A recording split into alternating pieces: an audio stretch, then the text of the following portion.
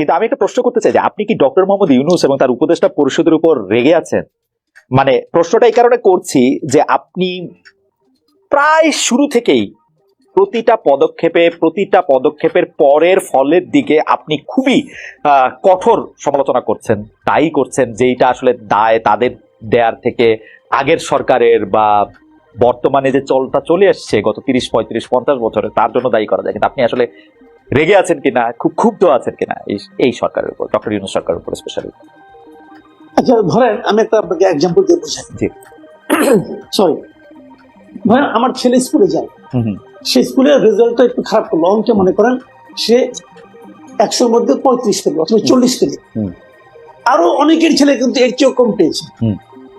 আমি কার উপর বেশি রাখবো? আমার ছেলের উপরে। যাকে আমি বেশি ভালোবাসি, যার উপর আমার বেশি প্রত্যাশা, তার উপর কি আমি ক্ষুব্ধ হব না? হবো তো। আমি আমার সন্তানকে আরো 50 বছর পরে কি করবে, 20 বছর পরে কি করবে, আমি তো সেটা নিয়ে চিন্তিত।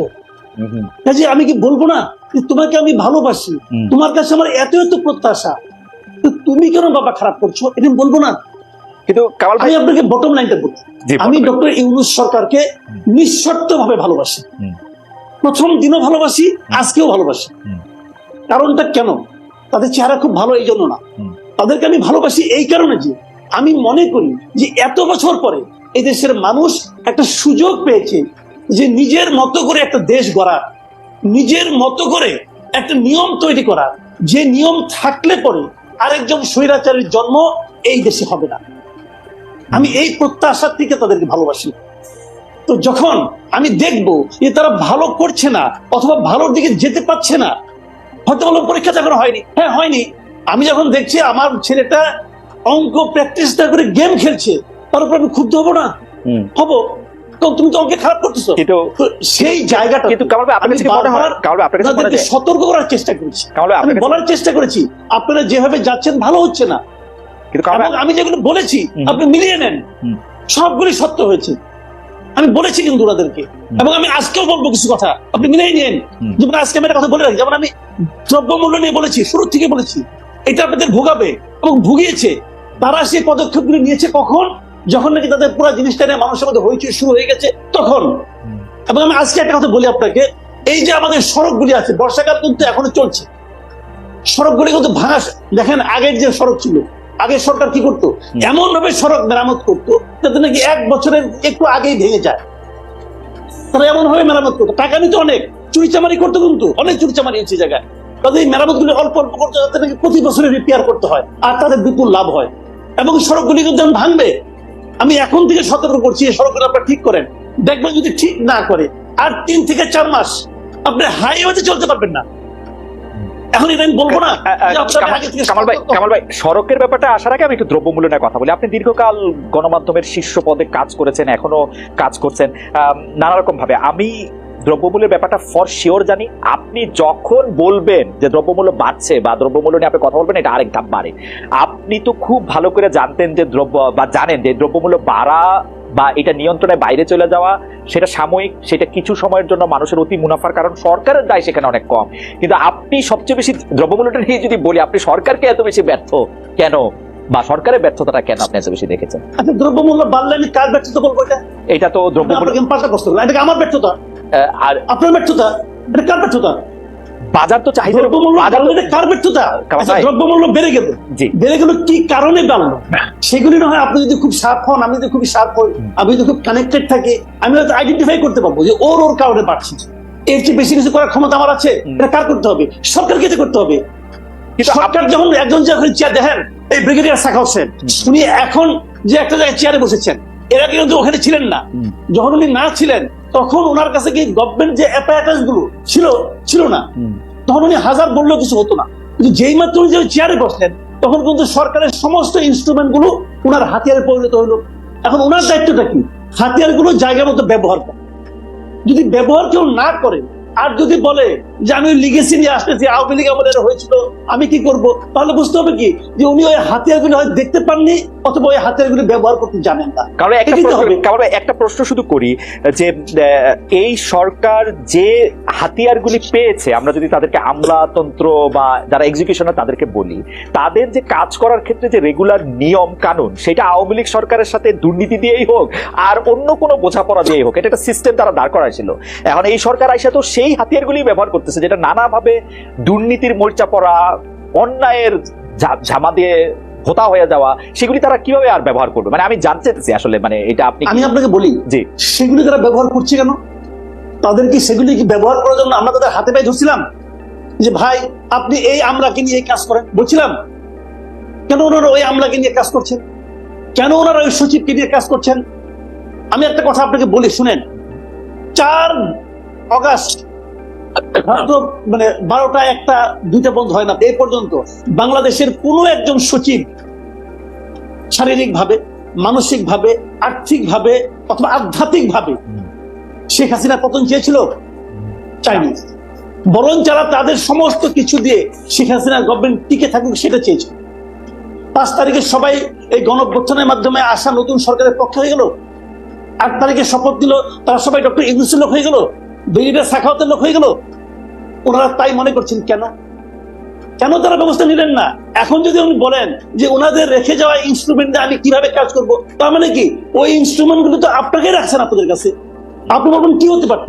আমি আপনাকে বলি না যে পুরো আমলা আপনি শেষ করে দেন, আমি বলি না, আমি এটা বলি যে যারা নাকি অ্যাক্টিভ সচিব ছিলেন যারা, তাদেরকে আপনাদের উচিত ছিল প্রথম 1 সপ্তাহের মধ্যে সরাই দেওয়া। সরাই দিলে কি হইতো? পুরো আমলাতন্ত্র, পুরো ব্যুরোক্রেসির মধ্যে একটা মেসেজ যাইতো। কারণ একটা জিনিস আপনি মানবেন, আপনি দীর্ঘদিন নিজের সাংবাদিকতা করেছেন, মানবেন যে জয়েন্ট সেক্রেটারি, এডিশনাল সেক্রেটারি পর্যন্ত প্রতিভা দেওয়া হওয়া যায়, কিন্তু সেক্রেটারি হতে হলে তাকে অবশ্যই সেই গভর্নমেন্টের সঙ্গে পলিটিক্যালি ইনভলভ থাকতে হয়। গভর্নমেন্টের সমস্ত সেক্রেটারি নিয়োগ হয় রাজনৈতিক ভাবে। রাজনৈতিক ভাবে নিয়োগকৃত সেক্রেটারিতে সহায় দিতেন ভাই, এতে কোনো দেশের ক্ষতি হতো না। ছাত্ররা যদি উপদেষ্টা হইতে পারে, এডিশনাল সেক্রেটারি দায়িত্ব পালন করতে পারতো। কেন করতে পারেন নাই? কারণ আপনারা ওই সিস্টেমকে টিকে রাখতে চাইছেন। আপনি চাইয়ে নিয়ে পরে যদি বলেন যে আমার হাত পা বাঁধা, আমি কি করবো? আপনার কাছে সত্যি মনে, অন্য একটা জায়গা থেকে বলি, আপনার কাছে সত্যি মনে যে সিস্টেমটা টিকে রাখতে চাইছে এই অন্তর্বর্তীকালীন সরকার? ধরেন 80 জন সচিবের বাদ দেওয়াটা কি প্র্যাকটিক্যাল ছিল? মানে প্র্যাকটিক্যাল ছিল, কিন্তু এই সরকারের পক্ষে উপলব্ধি করা কঠিন ছিল। কেন ছিল? কারণ এই সরকারের মধ্যে অনেকগুলি সচিব ছিল। এই সরকার সচিব নির্ভর সরকার ছিল এবং বয়স্ক সচিব সবাই রিটায়ার্ড সচিব ছিল অনেকগুলো। তারাই প্রভাব বিস্তার করেছেন এবং তারা বুঝে, এবং যখন একজন বয়স্ক হয়ে যান কিন্তু পরিবর্তনকে ভয় পান। আমরা একদিকে আমলা, আবার একদিকে বয়স্ক, পারবেন না কিছু করতে। কামাল ভাই খুব চমৎকার করে বলছেন, কামাল ভাই খুবই চমৎকার করে বলছেন। আমি আজকে আরো অনেকগুলি বিষয় আছে, সেজন্য আমি এইটা এখানে রাখলাম, কিন্তু আমার অনেক শুনতে ইচ্ছে করছে আরো। ব্রিগেডিয়ার জেনারেল সাখাওয়াত, আপনি কি একটু বলবেন? কামাল ভাই একটা একদম স্পেসিফিক কথা বলেছেন যে আপনারা আসলে এই যে অজুহাতগুলি এগুলি রাখতেই চাইছিলেন, গত সরকারের এই মাথার উপর চেপে বসে থাকা সিন্দাবাদের ভূতের মতো লোকদেরকে আপনারা রাখতেই চাইছিলেন, এটা কি ঠিক? আমি কি আমার কথা বলবো? আপনি যদি সার্বিকভাবে বলতেন, আপনার কথা তো নিশ্চয়ই বলবেন। জি, সার্বিকভাবে ব্যাপার হচ্ছে যে কামাল সাহেব যে কথাগুলো বলেছেন তার মধ্যে অনেকটাই সত্যতা আছে, নাই আমি বলবো না, কিন্তু আপনি নিজেই বলেছেন যে 80 জন বা 85 জন সচিবকে একসাথে চড়ানো ডিফিকাল্ট ছিল। এখন কিন্তু ক্রমান্বয়ে দেখবেন যে পরিবর্তন হচ্ছে। সে পরিবর্তনটার কারণে কিছুটা অ্যাডমিনিস্ট্রেশনের মধ্যে একটু কি বলবো, মানে আনইজিনেস আছে, কিন্তু নোবডি নোজ কে কখন যাবে। আমি বলি আপনাকে, আমার কথাই ধরুন, আমি স্বরাষ্ট্র মন্ত্রণালয়ে যিনি ছিলেন, তিনি 3 দিন ছিলেন, তারপরে কিন্তু চলে গেলেন, এখন তিনি জেলে আছে। তারপরে আমি যখন নৌ মন্ত্রণালয়ে আসি, নৌ মন্ত্রণালয় খুব একটা ভাইটাল মিনিস্ট্রি, এখানে সবাই বললো যে একজন সেক্রেটারি আছেন, তিনি অত্যন্ত তুখোড় এবং ভালো কাজের লোক। বাট আমি যখন তার সম্বন্ধে জানতে পারলাম যে উনি যখন সমস্ত সচিবদের নেতা ছিলেন, তখন ওনার কিছু কর্মকাণ্ড ওয়াজ নট একজন সচিবের মতো ছিল না, মানে নিউট্রাল লোকের মতো ছিল না। তো উনি নিজে, তারপর উনি কিন্তু ওএসডি হয়ে গেছেন। তারপরে আরেকজন আসলে আমি নিজেও জানতাম না, আমার এই সংস্থা থেকে একজন হলো ভালো। আমরা যদি নাম্বারের কথা আসি, কারণ মাসুদ কামাল ভাই স্পেসিফিক 80 জনের কথা, মানে সচিবদের কথা বলেছেন, আমি জানি 80 জন সচিব পর্যায়ের কর্মকর্তা বা পদমর্যাদা রয়েছেন, 1-2 জন বেশি টেশি হতে পারে। আপনার কাছে কি মনে হয় কত % সচিব এখনো পদে রয়েছেন? পার্সেন্টেজে এটা আমি এক্স্যাক্টলি জানবো না, কারণ আমি জানি যে আমাদের যে উপদেষ্টারা আছেন তাদের বেশিরভাগই সচিব কিন্তু পরিবর্তন হয়ে গেছে। ওকে, না উপদেষ্টা তো 20 জন। কামাল ভাই, আপনার কাছে কি কোনো ডেটা আছে যে কতজন আওয়ামী লীগ সচিব এখনো রয়ে গেছেন সচিব পদে বা কর্মরত ভাবে? আমার কাছে ডেটা নেই, কিন্তু আমি যতটুকু আমি বলি, আমি তো বিভিন্ন পত্র পত্রিকা পড়ি, একজন সচিব চলে গেলে কিন্তু সেটা খবর হয়। তো আমার জানা মতে 10 জনের বেশি সচিব যায়নি। কিন্তু এগুলো আমি একটা জিনিস বলছিলেন, আমার এখান থেকে 3 জন গেছে কিন্তু। আচ্ছা, আমি ছোট একটা উদাহরণ দেবো, আপনি একটা উদাহরণ দেবেন তাহলে বুঝবেন। জিনিসটা হলো কি, আমি কিন্তু এই সচিবদের বিরুদ্ধে আমার কিন্তু ব্যক্তিগত কোনো রোষ নাই। আমি বলতে চাচ্ছিলাম পুরো আমলাতন্ত্রকে, পুরো ব্যুরোক্রেসিকে একটা মেসেজ দেওয়া। মেসেজটা আপনি শুরু দিনে দিতে পারতেন, আস্তে আস্তে দিলে হয় না। আমি একটা বলি আপনাকে, ধরেন আপনি দাঁত তুলতে যাবেন, আপনি দাঁত যদি বলেন যে আপনি আমাকে 1 ঘন্টা ধরে আস্তে আস্তে টানে টানে তুলেন, ভাই আপনি দাঁত তুলতে পারবেন? দাঁত তুলতে হয় কিন্তু টান দিয়া, পরিষ্কার। তো এক টানে তুলতে হবে আপনাকে। আপনি আস্তে আস্তে আস্তে করতেছেন। তবে আমার মনে কামাল ভাই, এই বিষয়টা একটা বড় আলোচনার দাবি রাখে, কারণ আমরা এটা শুনতেও চাই, বুঝতেও চাই। আমাদের যদি কখনো সুযোগ, আমরা এটা জানতে চাইবো যে কেন এটা করা হয় না, কারণ এটাই স্বাভাবিকতা। কারণ আমেরিকাতেও কিন্তু এইভাবে চলে যে ডেমোক্রেট প্রেসিডেন্টের জায়গায় রিপাবলিকান প্রেসিডেন্ট হলে তারা পুরো দপ্তর নিয়ে